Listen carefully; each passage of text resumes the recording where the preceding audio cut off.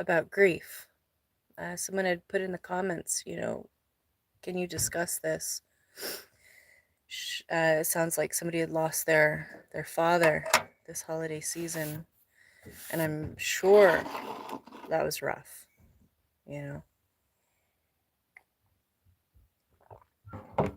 My condolences to you.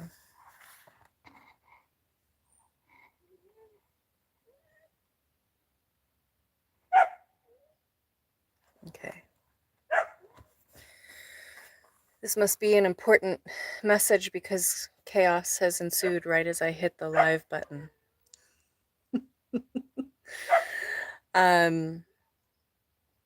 Grief is something that you evolve with.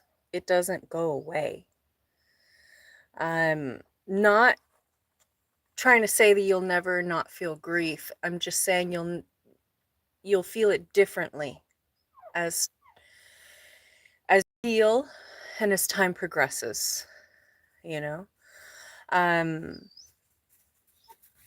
I have lost very important people ages ago and recently, and hey, Missy, calm down, please. Let me do this. And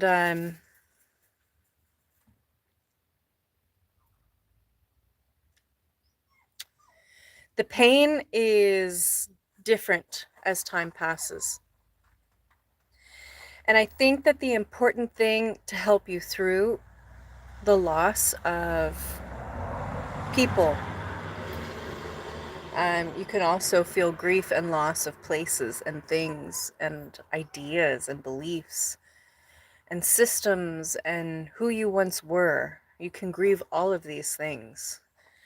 I think the loss of individuals that are closest to us are the hardest ones for obvious reasons. Because in a world like today, it is hard enough to find people who you click with, who you really connect with, and to lose someone like that is really, really hard, Hello. Hi, LB.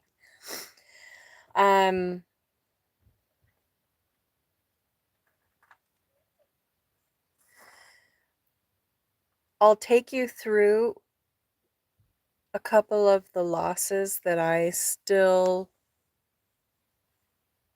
grieve. Like, out of nowhere, something will trigger it. I'll be just fine and I'll be doing something normal, life related, and there'll be something that reminds me of the person that I lost or people that I've lost, and I will break down into full-on ugly crying, tears, practically, like in the bathroom, quiet, face feels like it's screaming, trying not to make the noises, tears rolling down my face, heart-wrenching grief. And hey, no, I just started a live. I don't do these very often. Why is there chaos? No chaos. So, one of those losses, one of my more recent losses, was my godfather, Ron. And I still haven't released his ashes, and it's been a few years. So, and it's like I can't find a place. It's not that it's not good enough, it's not the right place yet to release them. And, sorry, that's my 4-year-old. And our puppy. So, I actually, I had his earbuds for the longest time, even when one was breaking and I was still using them, and I released them in 2024 in Disneyland at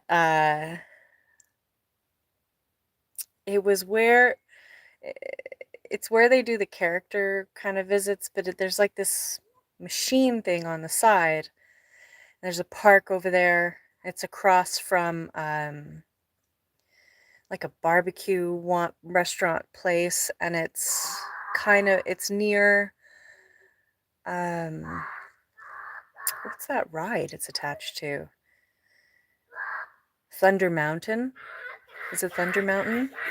The roller coaster in the old western timey kind of setting. And Ron was definitely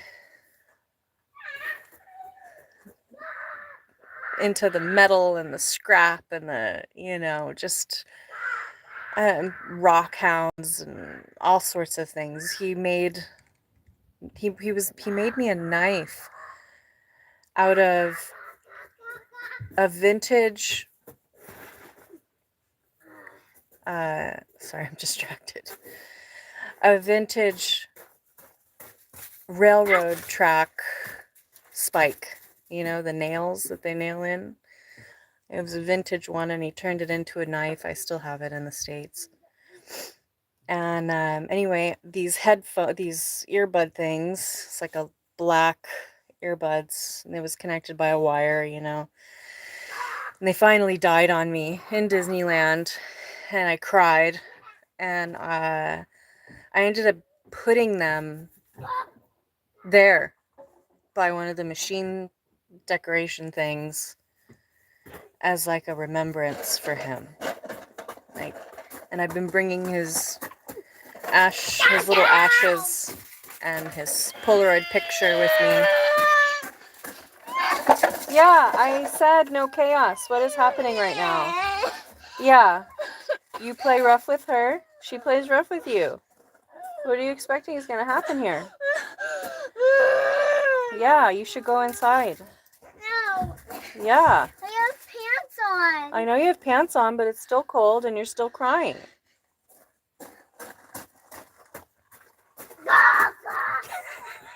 Straight back in. Oh my God. So, and I've been bringing them with me on my trips, on my road trips. And I have a picture of my grandfather with me as a little kid. And I have a picture of my grandmother, who has not passed away. He just jumped on me. Yeah. Yeah. What have you been doing? Chasing her, going, back, back. What do you expect is going to happen here? No, you can't be mad at her because you started it. No way, buddy.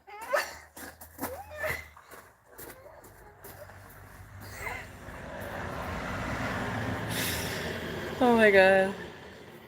I love this age. He's fun. And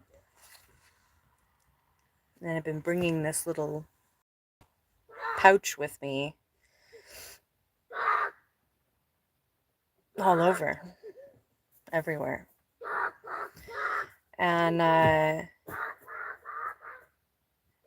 am at the point where more of my memories of him and my grandfather and my, the people that I've lost, my akong, my abu, there's more memories that make me smile now, and smile in remembrance, as opposed to grieving deeply. And it doesn't matter if you know in your heart, like if you have your belief structure set on where you believe souls go when they pass. Everyone kind of has their own perspective. My perspective is this: because of my experiences, I believe souls are energy. They can neither be created nor destroyed. They can be transferred, transformed. They can be pulled apart, combined, right? Like energy can. But you can't destroy the energy, which means you can't destroy the soul, right? And then you've got all those memories and energies associated with that ball of light, and light and, to a degree, mass, right? Energy is the speed of light squared times mass, right? And I know, for me, I know that when you pass, your soul, depending on the frequency you were at when you passed away, you either get stuck in a loop where you're at, or in the situation you were in, or whatever it was, depending on how heavy and dark it was, which is how you get poltergeists and things like that, right? The lower the frequency you were when you passed, the harder it is for your soul to kind of move around, you know? And you need a little help.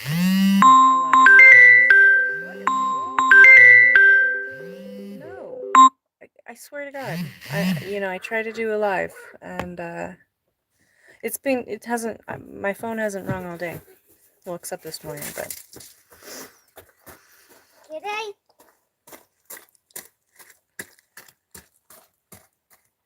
Now, if your frequency is, like, let's say something traumatic happened to you, sometimes your soul can't release because you have something to say. You have someone to speak to. You have amends to make. You have a story to tell, usually, right? Okay, what? And not everybody listens, so you can imagine how frustrating that's got to be. And then there's the souls that see the light and they go to it. They just go straight to it. They have the faith to pass through. And sometimes I do believe there is reincarnation. I do. I believe that energy can transfer into a different vessel. It's kind of like getting a different car. Our bodies are like cars. If you take care of them, they last a little longer. But you are not your car, and your car is not you, you know. So all this importance on our vessels, our vehicles, is superficial, but fun. You know, I love cars. I love this thing. But it is a vessel for what's inside, you know. So I know that once the soul kind of clears up what it needs to clear up, sometimes if your soul is needing to go through a few more lessons, you can find yourself reincarnating and choosing the parents that will help you, or the family, or the situation, or the location, or whatever it is you've chosen, to help you learn whatever lesson it was you needed to learn better the next time around, right? So if you can learn that lesson better,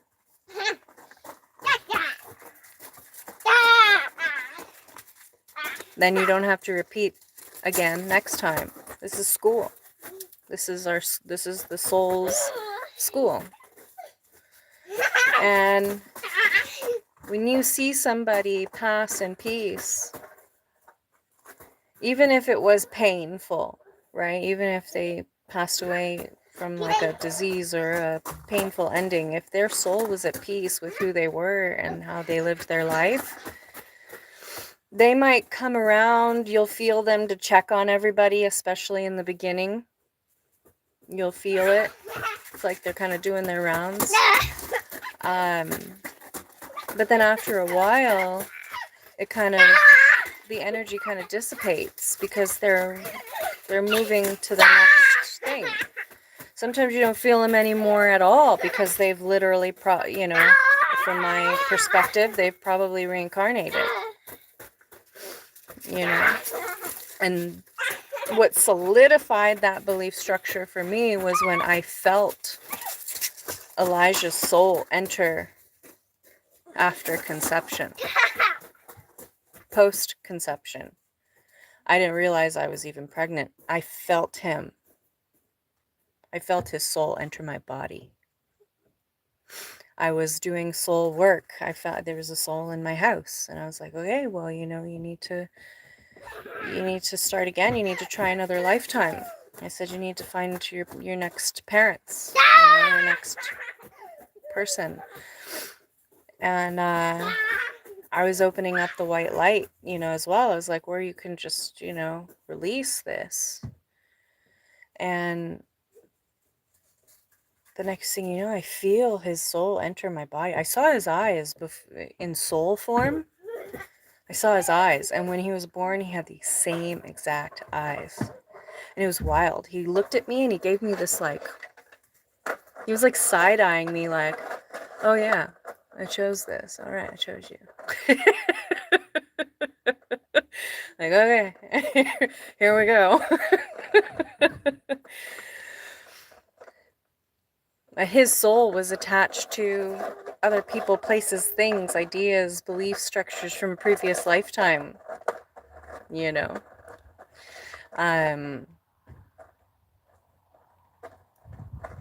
But after I felt that, I ended up getting, I took the pregnancy test and I was like, oh my God, I am pregnant. Holy shit. It was just like confirmation, And so my belief structure on soul transition is solid for myself. I believe heaven is a energetic, apex, top of the mountain, like you clear everything and your soul is light enough to rejoin the God energy. God is within each of us. God is everything and everywhere. This is my belief, is within us. That's why I say to you guys, the God within me sees the God within you. We're all connected. So all this idea of separation and this person looks different and this person acts different and this person's from a different place and this person has different colored hair and this person's a different sexual organs than I have and this person is... this is all superfluous. That's like saying somebody is a Ford versus somebody's a Maserati and then trying to place a value when sometimes the Maserati doesn't last as long or perform as well, even if it goes faster. And sometimes the Ford is, and everybody has their pluses and minuses depending on where they're at. Like a Maserati is not going to perform really well on a back road, and you're not going to see a Bronco. At least I don't think you're going to see a Bronco, on a racetrack with, the other sports cars. So,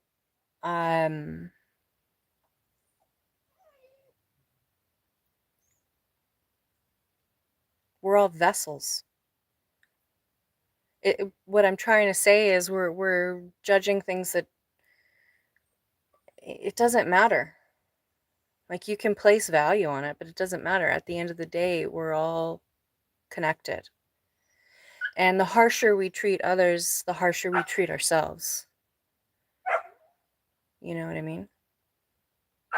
So I think a lot of people, also what I know is when people pass away, the truth of everything comes to them. I saw my uncle, my dad's brother, I saw him die.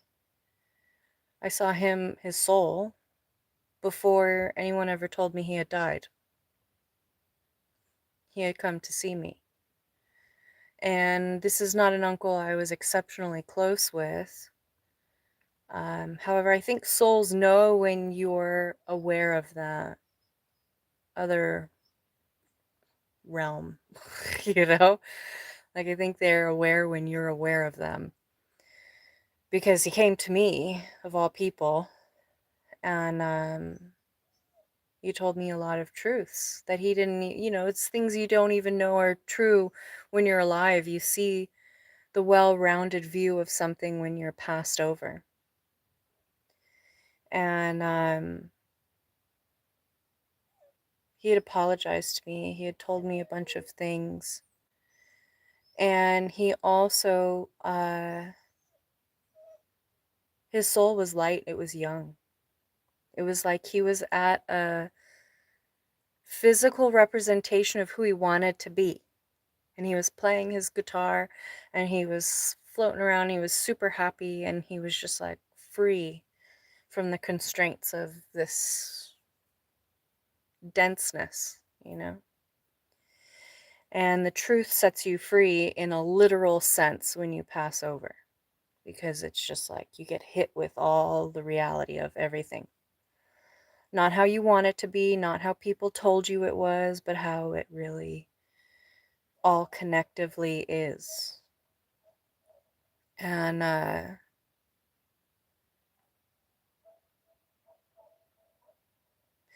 grief is our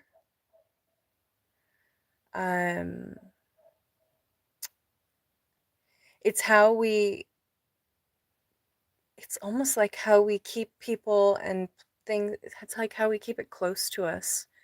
Because even though I know when they pass over, like my godfather Ron, he's not in pain anymore, I selfishly still would like him to be here.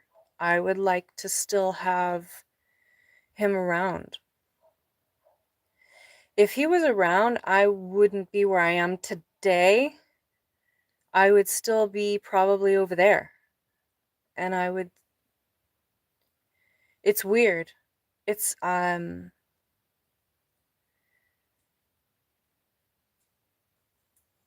passing was really, really hard for me.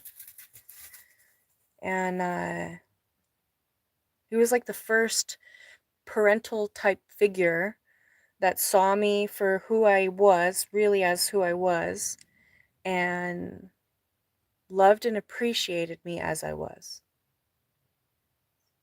There was no hard judgment. He might have had soft judgments, I'm sure, but it was really hard to lose him. He was one of the very few first and far between people who got me. And I got him. And it was like I wish I had more time with him. And I think that's the part that I grieve the most,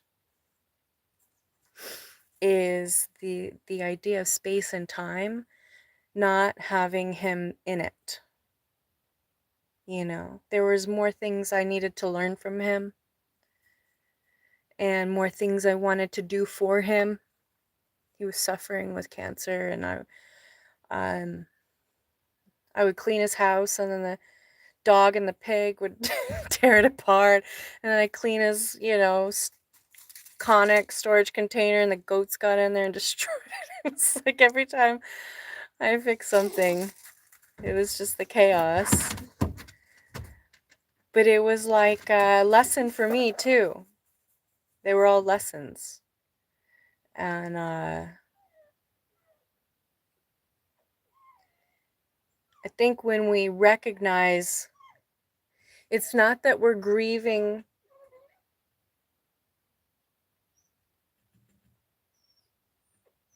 the fact that they've been released. Like, it's not a bad thing that they've been released, because it's like passing your tests in school. It's like you're released, you know, on to your next lesson or whatever. It's grief is, you know, and this is going to sound horrible, really. And I don't mean it in a bad way, but it's going to come across in a bad way. Grief is for us, grief is selfish, right? It's for us, it's our selfish indulgence. Because when others, like, they don't want us to feel that way. They want us to be happy and take the lessons they've given us and make better choices and hear them when they try to give us advice from the other side, like when you really tap and tune in. and you're facing a dilemma, you call on your ancestors, you call on your guides, your angels, the God within and all around, and you call on it. And they get to weigh in, and you can feel the energy off them. You can feel the tone off them.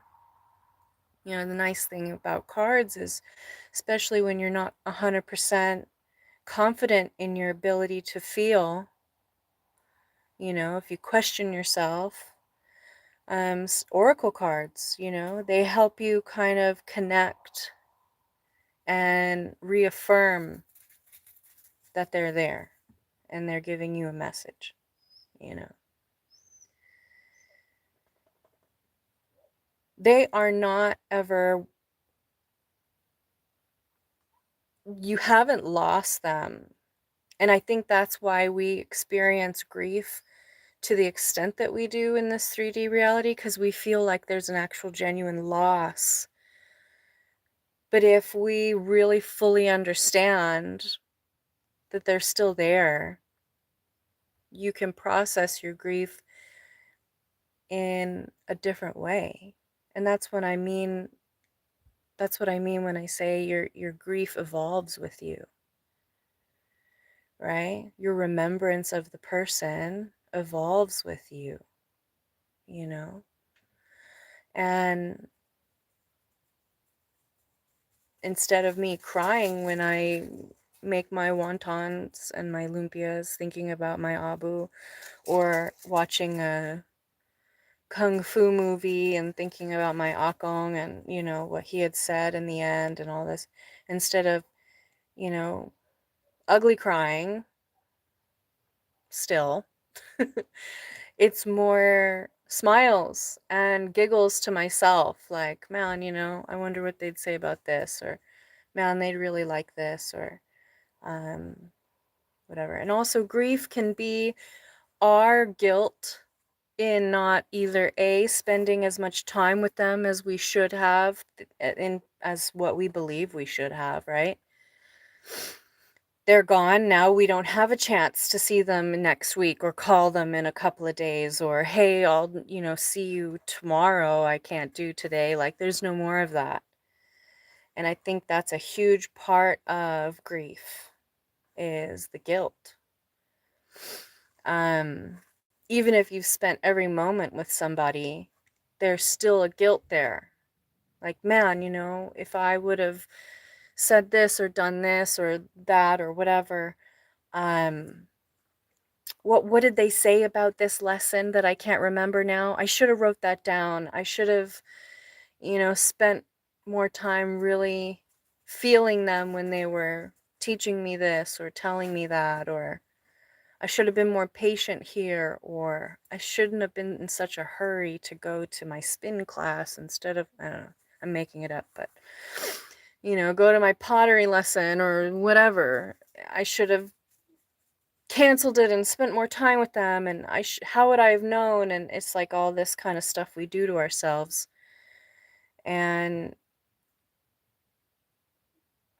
I think when we release that idea that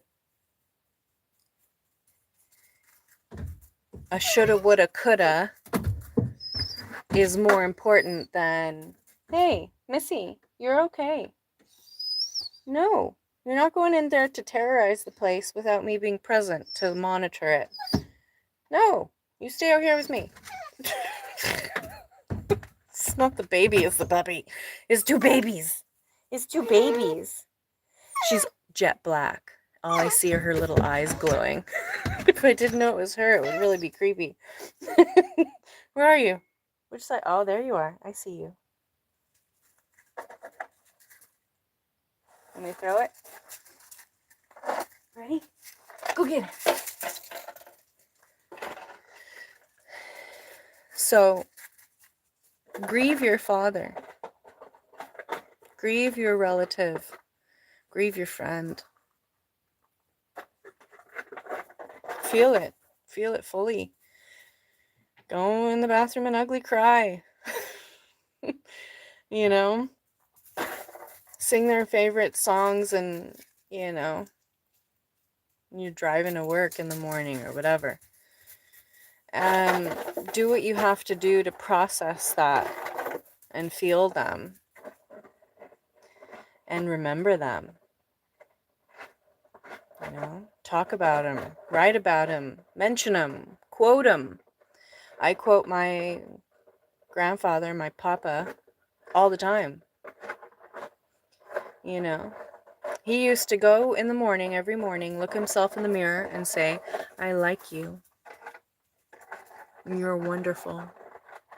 You do really well. I'm proud of you. I like you. He would say it to himself in the mirror every morning. And he would say, Ashley, because I'm such a grump, especially in the morning. Not a morning person. And he would say, Ashley, you have a choice when you wake up in the morning. Do you want to be miserable and have a bad day, or do you want to be happy and have a good day? It's a choice. You make a choice every day. And I think about that every day. And I still sometimes get it wrong, you know? You know, my Akong telling me, you know, in his final few days of being alive, and him saying to me, it was like a week or so before, maybe. God, when was it? It was right around the time when he passed. And I got to spend a good solid, I think it was like a week or two. And we watched Kung Fu movies, and I helped him with stuff, and we went, you know, it was just, he was slowing down, and he was like, I just want to be dead already. Like, he wanted to die. And of course, nobody wants him to be gone, but he wanted to be gone. The love of his life, my Abu, Marty, I had two Martys, a woman Marty and a man Marty. My mom's dad was Marty, and my dad's mom was Marty. But Tommy, that's my Akong, he wanted to be with Marty, his wife, who passed away. He's like, I don't want to be, there's no reason for me to be here. I'm done. But he told me something, and it was a misconception that I had even from when I was a kid. I thought because I was not blood related, you know, because my mom married my dad. Like, they got together when I was like, before I was even 1. They got married when I was like 4. I don't know how old I was. But yeah,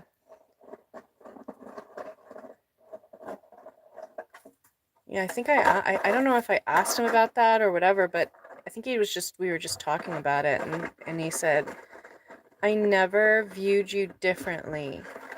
You're my grandchild, you know. And it was a grave misconception. See, I'm even crying now.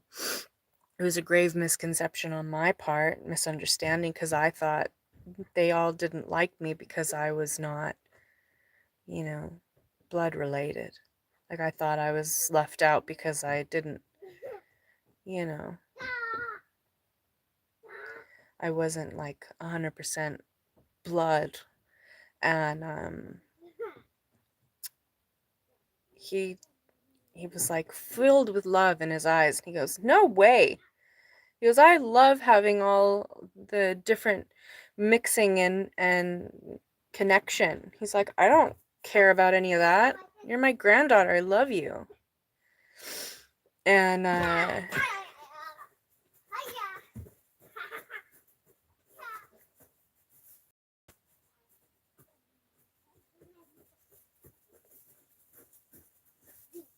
if I didn't go and spend that last bit of time with him, I never would have heard him say those things. And it healed part of me. And it still makes me cry because it was like something that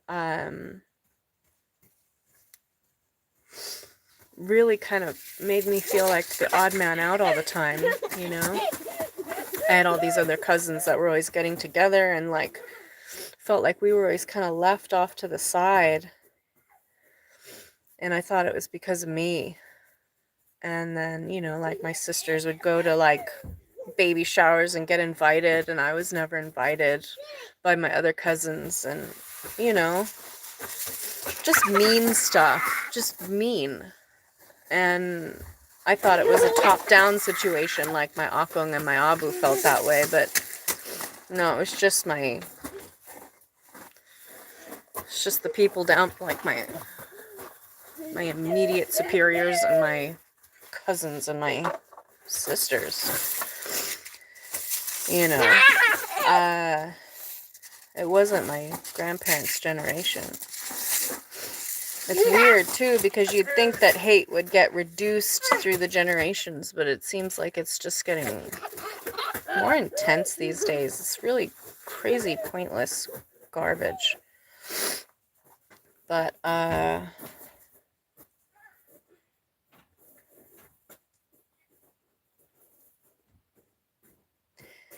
when you do things that you... Elijah, put the mop back, please. That is... No. Put it back, please. Thank you, sir.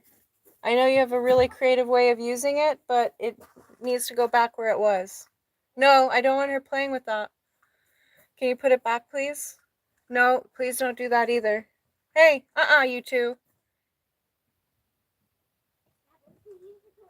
No, not right now, because no. Nope. Put it back where you found it, please. Standing up. Nope, it wasn't like that. Where'd you find it? In the corner, standing up. That's where you found it?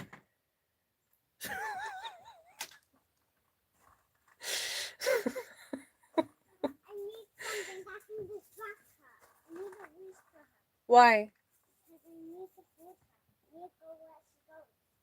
So then just walk with her. What?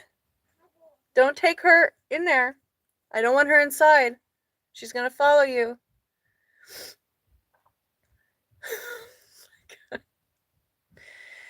So, you know, with regards to grief and remembrance, it's important to recognize where it's coming from. And it's okay to feel it out, you know. I still have moments where I remember people who've passed a long time ago for me now. And it still makes me cry, you know? Because there's moments of little bits of regret and things like that. Like, man, I wish they were here. I wish I would have understood them better. I wish they would have understood me better. I wish this, I wish that. And it's like, grieving is a lot of times laced with the coulda, shoulda, wouldas, you know? No! Auntie not sharing the tug-of-war game with me. Yeah. Well, it's her toy, so you grab one end and... Oh, she's too fast for you. Can you get her? No, I'm doing a reading.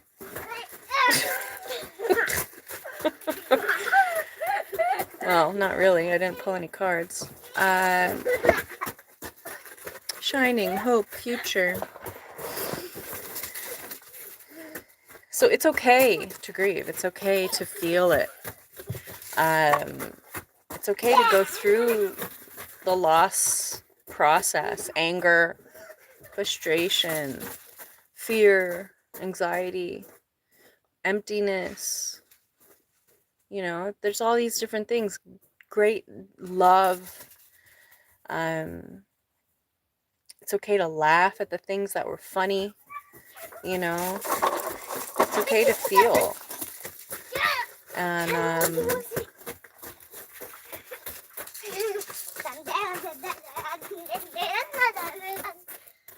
it's okay to release the burden of the shoulda, coulda, wouldas as well. And let it go. Because we're all here on this planet for lessons, right? And who's to say that it didn't happen the way it needed to happen for them and for their healing? Sometimes things don't go great, but that's when our dark night of the soul healing comes about. That's where we do our greatest soul work, is when things don't go the way that we wish they would. That's where we're able to clear things out, is in the solitude or the loneliness or the anger or the betrayals or the this or the that. Like, and you have to understand, sometimes we're here to be catalysts, whether we want to or not, or we understand or realize it or not. We're here to be catalysts for each other's growth. Sometimes we're just messengers. Sometimes we're the light to shine so that people know the right way to go. And sometimes we're warning labels. And sometimes we're karma, right? And it's okay to be all of these different things for each other. And gentle?